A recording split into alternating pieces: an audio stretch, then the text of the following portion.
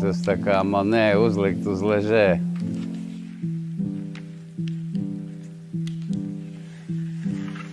Ir mākslinieki, kurus es vēroju un skatos, bet mans tas iekšējais uzdevums, izdomājot kompozīciju, veidojot mākslas darbu, ir tāds, ka veidot savu individuālu mākslas darbu, cenšoties neietekmēties no kāda cita mākslinieka.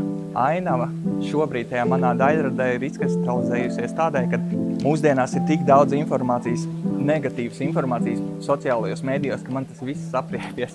Man gribās gleznot kaut ko, kas rada prieku. Par konkrētu šo izstādi, manuprāt, šī pazeme ir grūta telpa. Pacients tiek mocīts ar bahilām, bet zobus neārstē.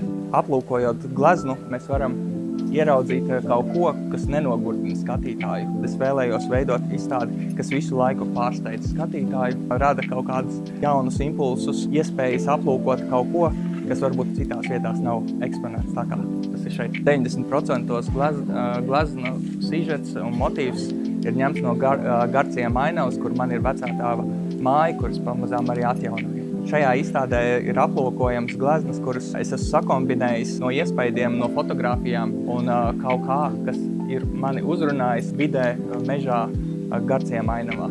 Savā laikā Kārlis Padeks teica, ka viņš netaisās gleznot smuks puķītes un krāsiņas, jo visiem tās patīk, ka viņš gleznos to karu, tās šausmas, tās asinis un līķus.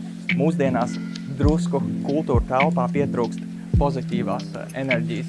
Zināmā veidā ar acī nepieradinātām krāsām uzglezno eglīti ar kanalizācijas vāku, tad ir zināmi pretmeti un galvenais, ka abi ir zaļi.